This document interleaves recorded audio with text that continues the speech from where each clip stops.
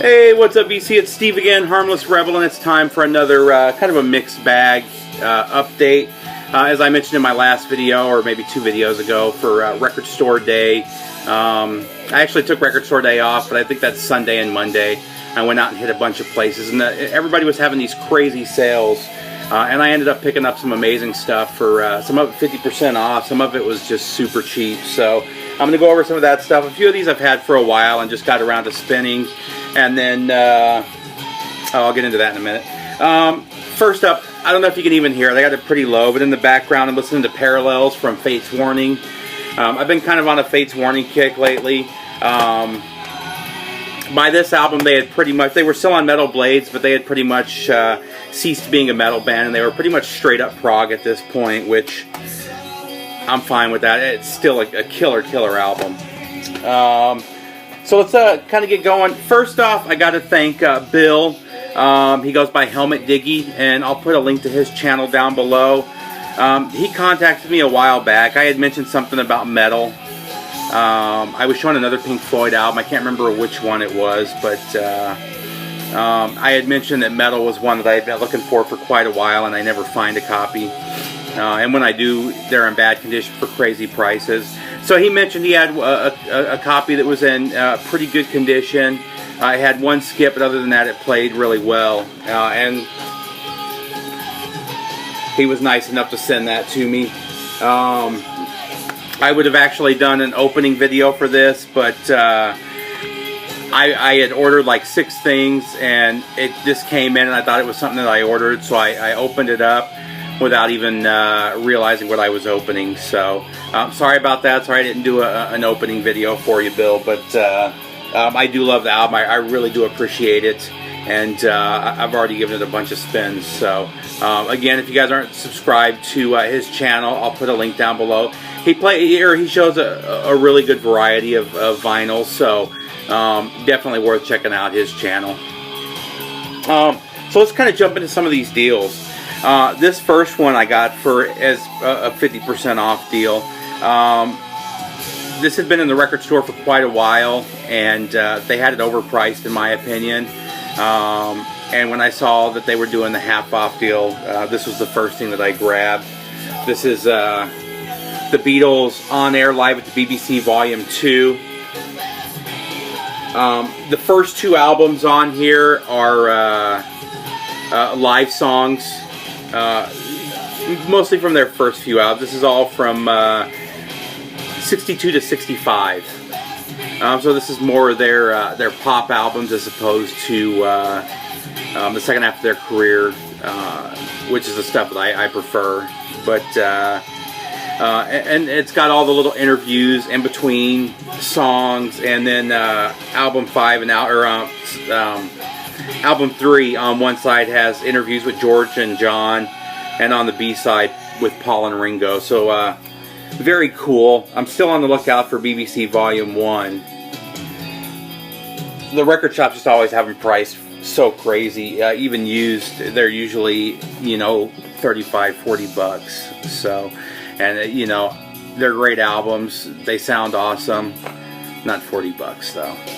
This next one is one I've been looking for a long time. It sold out really quick from the band's website, and I thought it was a little overpriced to begin with. But I ran across it at a store for like 17 or 18 bucks. I was actually saw the band on this tour, but this is Reverend Horton Heat live at the Fillmore. This is 2 albums, a DVD, and then a huge book, 52-page book of pictures from this tour. This was their 25th anniversary tour. They called the tour 25 to Life. And it was really cool. Like I said, I saw them in Phoenix on this tour, and what they did was they played 3 or 4 songs from each of their albums.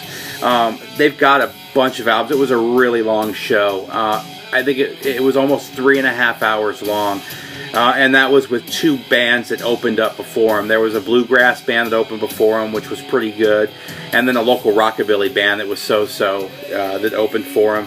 But it was basically 5.5, 6 hours of music.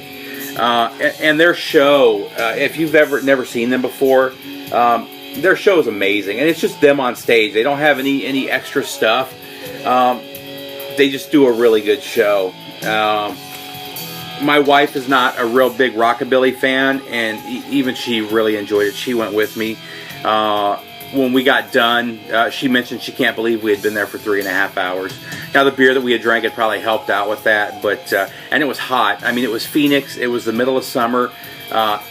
It's an air-conditioned space, but when you have 2,000 people inside that room, it's not air-conditioned anymore. We were soaking wet with sweat, and it still ended up being just a killer show.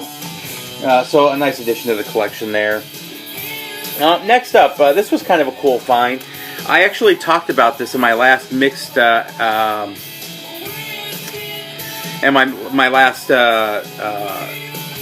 mixed vinyl video. I talked about, or I showed an Ornette Coleman album, and I had mentioned the way I got there was I was looking for some Eric Dolphy stuff on YouTube, and ran across the fact that he had played on this album called Free Jazz, and I really dug the sound of free jazz. Well, I ran across this early 1990s pressing. I think this was a 92 or 93 pressing of Free Jazz on Atlantic. And this is just a killer album. This is, they call it a double quartet. What it is, I mean, it's free jazz, but you have 4 musicians playing on the right channel and 4 musicians playing on the left channel.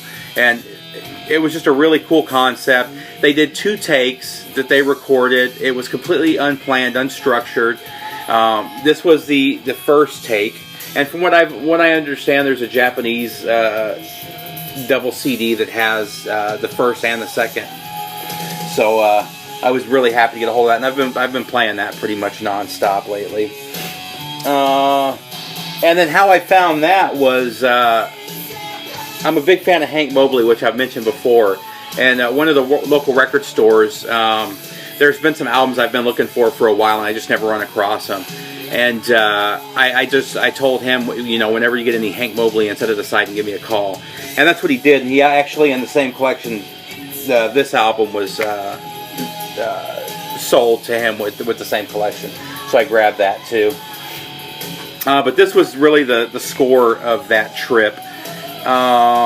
It's not actually one of my favorite Hank Mobley albums. It's probably top 6 though. This is A Caddy for Daddy.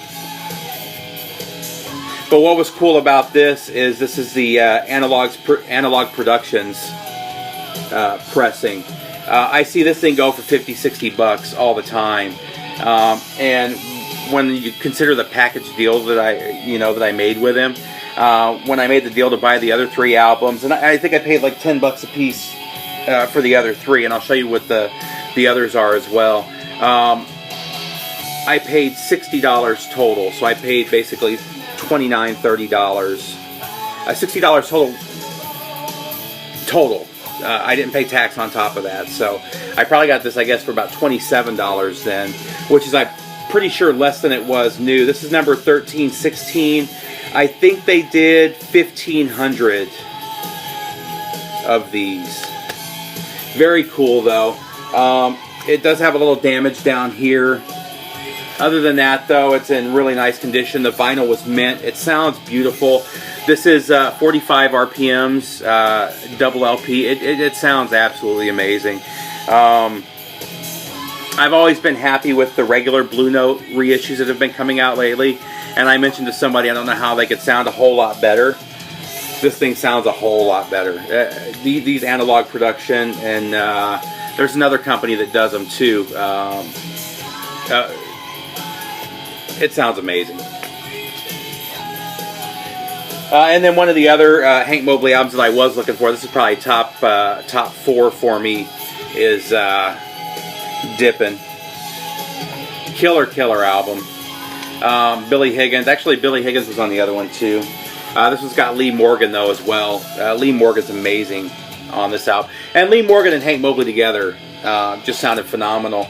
And Hank Mobley's kind of sad because now we go back and we consider him, especially his early years, one of the top sax players. But he was really considered a second-tier player, and from what I understand, when he died in the 80s, he was young too, in his early 50s. He was penniless, you know. And now that, you know, his name is getting out there, his albums are selling pretty nice now, you know. But it's kind of sad that 70s, and in the 70s, his music kind of got weird anyway. I wasn't a fan of the stuff he did in even the late 60s, but you know, he just kind of fell into obscurity, and you know, at one time he was ranked up there with Coltrane. So, especially his two big albums. But regardless, next up, this last one was part of that collection as well. There was some other stuff that I just wasn't interested in, but I had just talked to Aaron, the metal theologian, probably a few weeks before. I don't remember what jazz music. I think maybe we were talking about Hank Mobley, but he mentioned being a big fan of Cannonball Adderley, and I hadn't really heard Cannonball Adderley as a band leader. So I wanted to listen or hear some, and I ran across this. This is called Coast to Coast. This is actually two of his albums in a double album comp. The first one is recorded at the Jazz Workshop San Francisco, which is considered maybe his top two albums. It's live, and this is actually the album cover from that album. And then it's also in New York, which was released in 1962. That one was the Cannonball Adderley Sextet. The 59 live in San Francisco was the quintet, but this was $8. The vinyl's in mint condition. It's a stamp promo. Sounds absolutely amazing. Next up, I actually ended up getting quite a bit of prog, which I'll show here. And it wasn't planned; it just kind of worked out that way. It was what I was finding. But I found a really clean copy of Three of a Perfect Pair from King Crimson.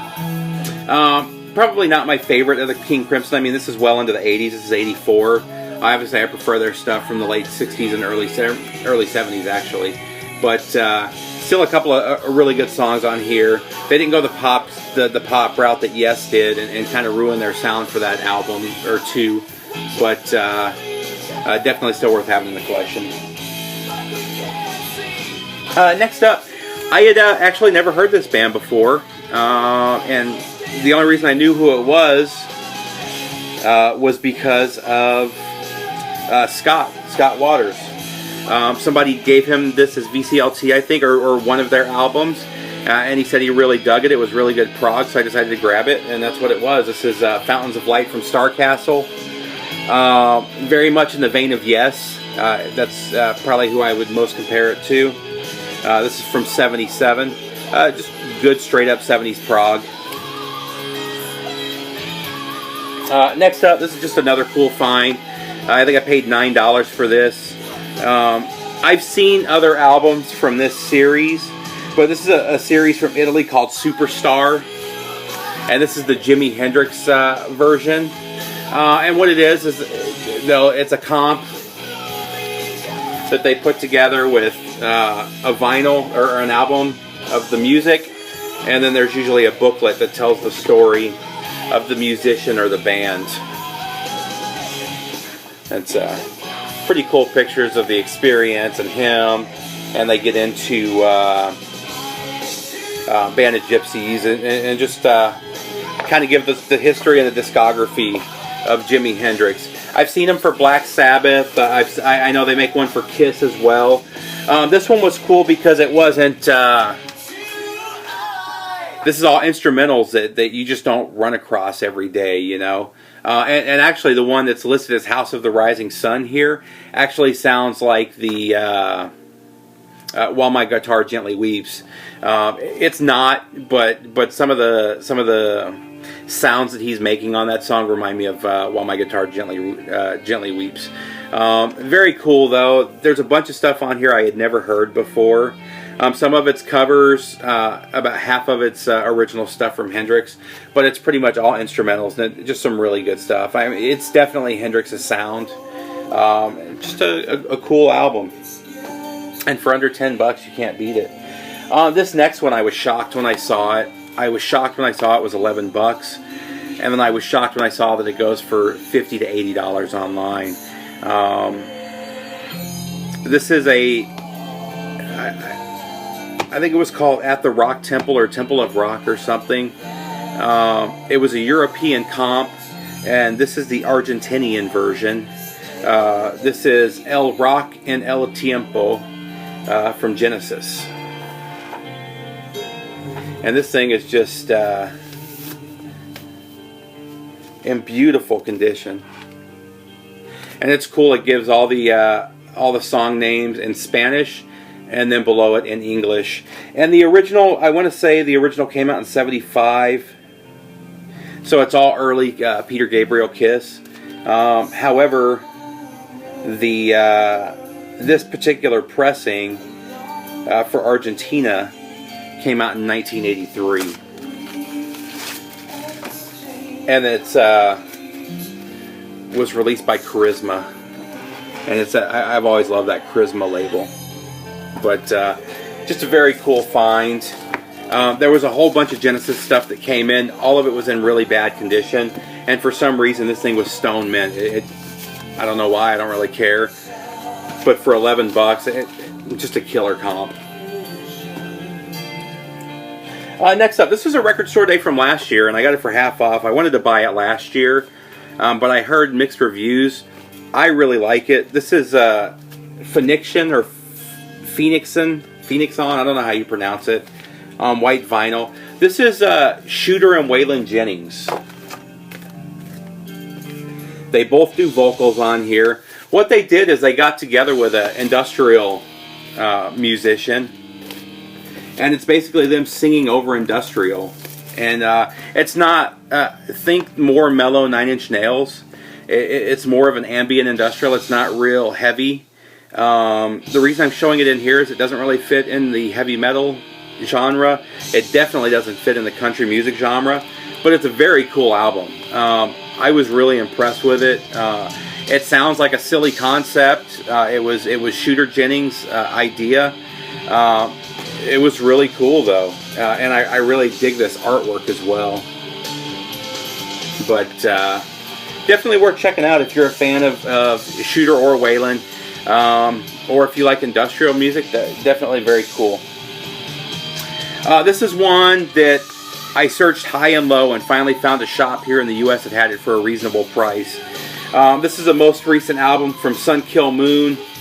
It's called Universal Themes. Sun Kil Moon is a neo-folk artist. His last album was one of the best albums of last year. It was called Benji. This one is not quite as good as that one. What made that one so good is it was a really personal album. He was telling life stories.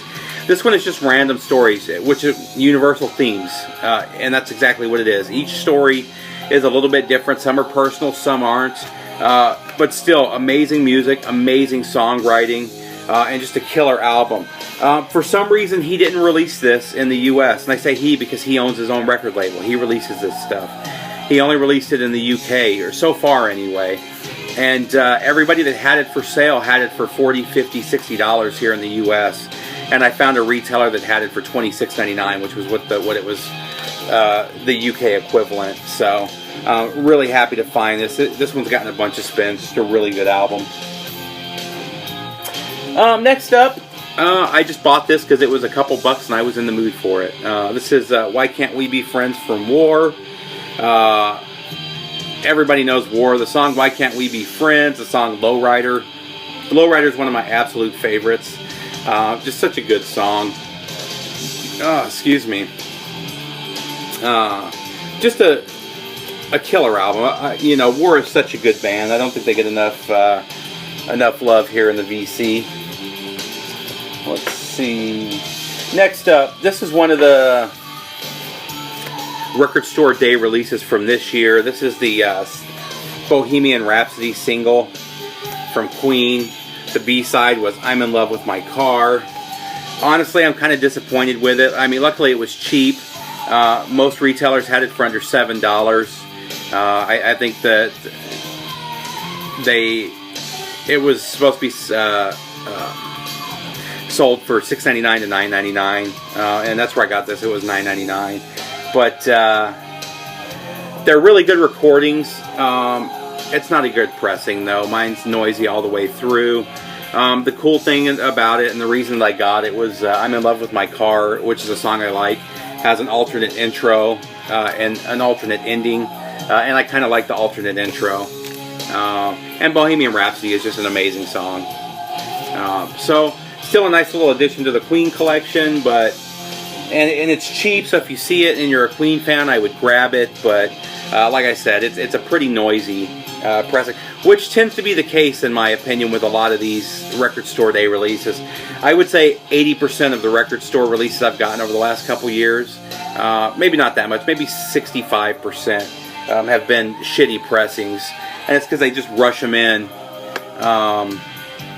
And a lot of it's from major, from big companies that don't really give a shit about the customer or the sound quality. It's more about making money. So this next one, this is one of the Yes albums I've been missing for a while that I really wanted. I was at one of my local record stores and they had the Friday Music pressing, and I think this was last year, 2013. Friday Music repressed this. This is Yes Shows. And it sounds killer. And one of the things I liked about this is it's live, but it's not all the same songs that you hear. It's not Starship Troopers, all the stuff that you hear on every single live album. This is some different songs. You got Parallels, Time and a Word, Going for the One, The Gates of Delirium, Don't Kill the Whale, Ritual. That's not stuff you hear on every single live album. So really killer 2-album set there. And the Friday Music pressing, that's my first Friday Music pressing. It sounds amazing. And last but not least, this is another one. I see this record all the time, but it's always trashed, in horrible condition.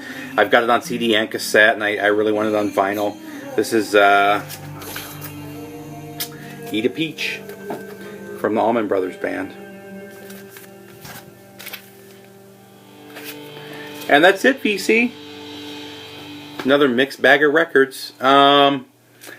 I think the next update I'm going to do is either going to be a country music update, because I've got quite a bit of country to show. And then I'm also going to do a new releases, what's spinning, because I've been spinning these quite a bit lately. But I'm going to go over some of these new releases that I've been listening to and that I've picked up over the last few months. And it's all stuff that's come out in the last 6 months or so. All metal that's come out in the last 6 months or so. So that's it, VC. I hope everybody's doing good. I hope you have a great weekend. Take care.